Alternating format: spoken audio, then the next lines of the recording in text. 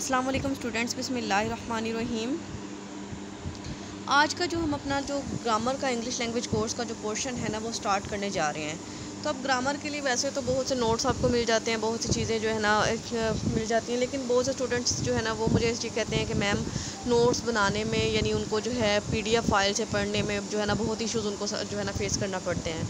That's why I selected run and Marton जो book होती है ना इंग्लिश की, तो ये वाली बुक जो है ना BS इंग्लिश में भी पढ़ाई जाती है। जो BS इंग्लिश के स्टूडेंट्स होते हैं ना उनका ये एक सब्जेक्ट होता है, उन्होंने भी इसको पढ़ना होता है। इसके अलावा जो लोग CSS PMS करते हैं या PPSC FPSC की प्रिपरेशन करते हैं ना, तो ये बुक जो है ना उनके सिलेबस का भी पार्ट होती है।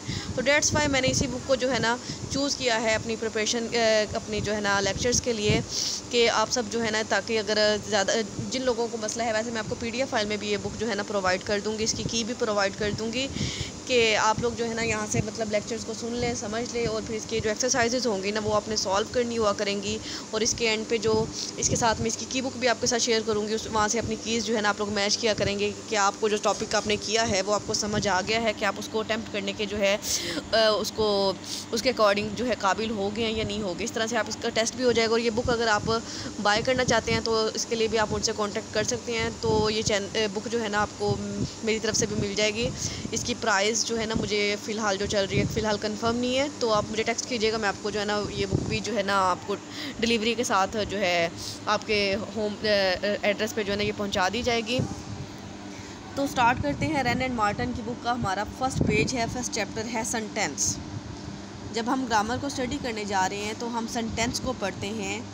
तो सेंटेंस में व्हेन वी स्पीक और राइट वी यूज़ वर्ड्स, मतलब जब भी हम लोग कुछ बोलते हैं या कुछ लिखते हैं तो हम लफ्ज़ों का इस्तेमाल करते हैं।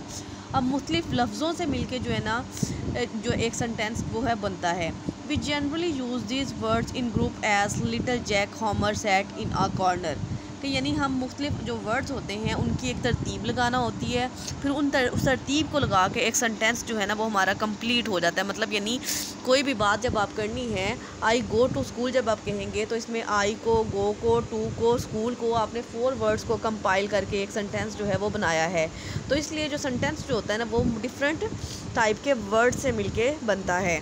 A group of words like this which makes complete sense is called a sentence। तो आपके सेंटेंस की डेफिनेशन क्या होगी कि वर्ड्स का ऐसा ग्रुप जो कि एक कंप्लीट सेंस दे, मतलब जिसकी बात की समझ आ जाए, इनकम्प्लीट ना हो, मतलब यानी जिसको आप समझ ना सकें, इंटरप्रेट ना कर सकें, ऐसा सेंटेंस जो कि कंप्लीट सेंस देता हो, ऐसा ग्रुप ऑफ वर्ड्स सेंटेंस कहलाता है।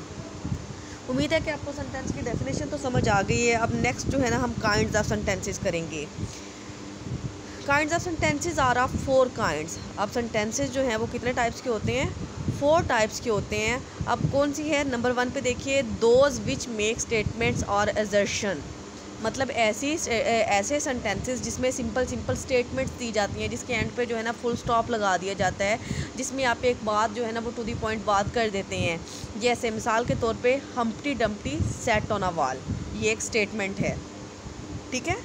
इसी तरह से सेकंड नंबर पे है those which ask question as where do you live, मतलब यानी ऐसी स्टेटमेंट जिसमें कोई सवाल पूछा जाता है, आप कहाँ रहते हैं, आप क्यों स्कूल जाते हैं, आप क्या पढ़ रहे हैं, ये सारे मतलब जो सवालिया फ़िक्रे होते हैं ना वो हो गए ये सेंटेंस की सेकंड टाइप, जो कि इंट्रोगेटिव होती है, सवालिया होती है। नंबर 3 पे वो आ जाते हैं those which express commands, request और एंट्रीटीज़, मतलब यानी ऐसे सेंटेंसेस जिसमें किसी चीज़ के लिए रिक्वेस्ट की जाती है, किसी पे हुक्म चलाया जाता है, या किसी से दरख्वास्त की जाती है कि हमारा ये काम कर दें, या किसी को जो है ना आप कमांड देते हैं, जैसे कि बी क्वाइट, मतलब हम पे, बी क्वाइट मतलब खामोश हो जाओ, हैव मर्सी अपॉन अस, हम पे रहम खाओ, मतलब ये एक दरख्वास्त है ना। ये होगी 3 टाइप्स। अब नेक्स्ट हम आ जाते हैं 4th टाइप पे, those which express strong feeling as, मतलब ऐसे सेंटेंसेस जिसमें स्ट्रॉन्ग फीलिंग्स का मतलब खुशी की हो, गम की हो, जिसमें हम अपने जज्बात का इजहार करते हैं, उसको जो है ना वो जो है ये हमारे सेंटेंस की 4th टाइप होती है, जिसको हम ये भी कह सकते हैं कि ये हम इंटरजेक्शन में जिसको जो है ना रिप्रेजेंट किया जाता है। How cold the night is, कि कितनी ठंडी रात है। व्हाट अ शेम, कितनी शर्म की बात है। या फिर हम किसी को कहते हैं Bravo, what a nice day, इस तरह के जो सेंटेंसेस जिसमें हम अपने जज्बात का इजहार करते हैं, एक तो वो सेंटेंसेस होते हैं। तो आप उम्मीद है कि आपको सेंटेंसेस की ये 4 टाइप्स तो समझ आ गई होंगी। A sentence that make statements और असर्शन। अब आपने ये देखना है कि कौन से सेंटेंस को क्या कहते हैं। अब फर्स्ट सेंटेंस हमने कौन सा कहा था जिसमें कोई स्टेटमेंट या असर्शन दी जाती है, इज़ कॉल्ड अ डिक्लेरेटिव और असर्टिव सेंटेंस। तो अब आपसे जो है ना, जब मैंने वीकेंड पे टेस्ट लेना है ना, तो मैंने आपसे जो है ये आपको एग्जांपल दी जाएंगे और आपसे पूछा जाएगा कि ये टेंस की कौन से वाली टाइप है।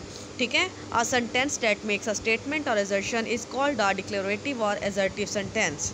ठीक है, इसके बाद सेकंड टाइप हमने कौन सी पढ़ी थी जिसमें सवाल पूछा जाता है, a sentence that ask a question, कि एक ऐसा फ़िक्रा जो कोई जिसमें कोई सवाल पूछा जाता है, is called N interrogative sentence. तो इस फ़िक्रे को इंट्रोगेटिव सेंटेंस कहते हैं।